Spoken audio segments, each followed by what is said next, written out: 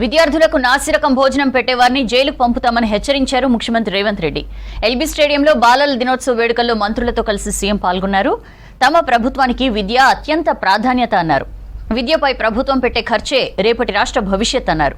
కులగణనపై తప్పుడు ప్రచారాన్ని తిప్పికొట్టాలన్నారు రేవంత్. దామాషా ప్రకారం నిధులు పంచాలంటే కులగణన జరిగి తీరాలన్నారు. డ్రగ్స్ పై ఉక్కుపాదం మోపుతామన్న రేవంత్ వ్యసనపరులను అణిచివేస్తామని హెచ్చరించారు.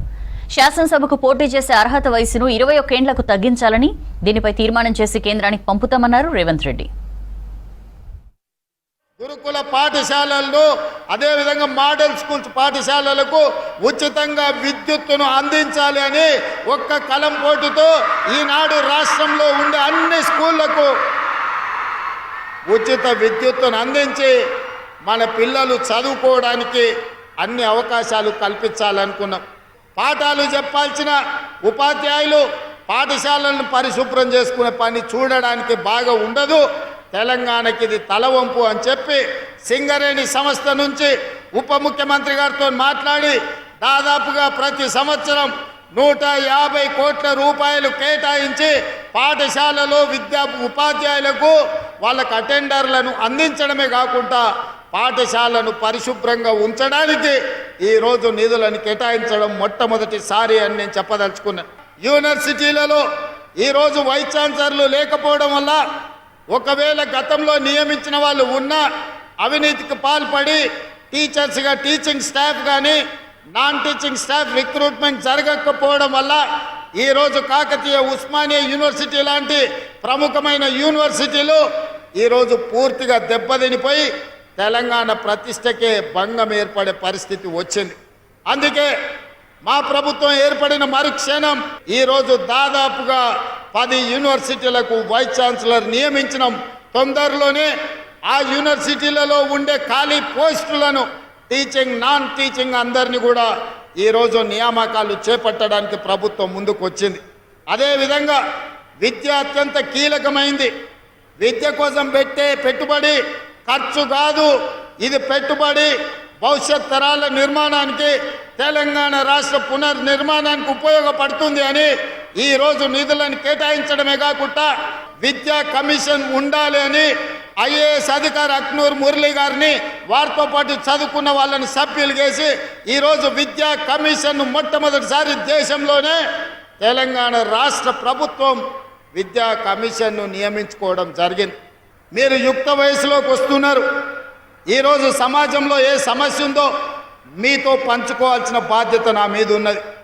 మీ తల్లిదండ్రులు మా తల్లిదండ్రులు వ్యసనానికి బానిసలై తాగుడు ఒక వ్యసనంగా మారి మధ్యతరగతి చిన్న తరగతి కుటుంబాలను చిన్నాభిన్నం చేస్తుంటే తాగుడే ఒక సమస్యగా ఉన్న సందర్భంలో చదువుకుంటున్న విద్యార్థులు ఈరోజు గంజాయికి బానిసలయ్యే పరిస్థితి రాష్ట్రంలో వచ్చింది.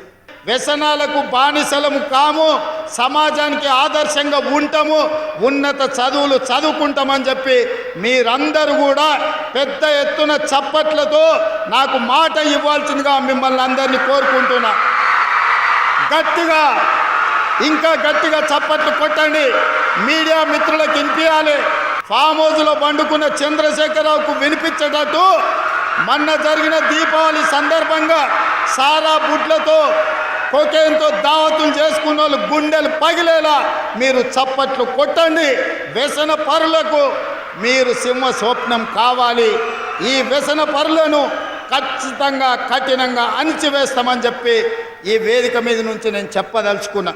ఉన్నత విద్యా అవకాశాలు రావాలి అనంటే కులగణన జరగాలి. మీ ఉద్యోగ ఉపాధి అవకాశాలు మీ తలుపు తట్టాలి అంటే ఈ రాష్ట్రంలో కులగణన జరగాలి.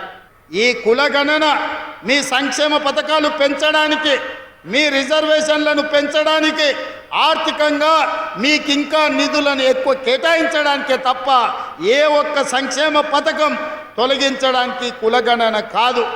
ఆనాడు రాహుల్ గాంధీ గారు ఈ దేశానికి మాట ఇచ్చారు. భారత్ జోడో యాత్ర సందర్భంగా కులగణన చేస్తాం, కులగణన ఎక్స్రే లాంటిది అని. ఇది ఎక్స్రే కాదు, mega health checkup for society. సమాజంలో ఉన్న అన్ని అంచనాలను తీసుకొని అందరికీ సంక్షేమ పథకాలు అందించడమే ఈ ప్రభుత్వం యొక్క ఆలోచన. అందుకే కులగణనకు ఎవరైనా అడ్డొస్తే వాళ్ళను ద్రోహులుగా ప్రజలకు చెప్పండి. అలాంటి ద్రోహులకు తెలంగాణ సమాజంలో తావివ్వకండి. ప్రజల్ని మభ్య పెట్టడంలో కొంతమంది ఉంటారు.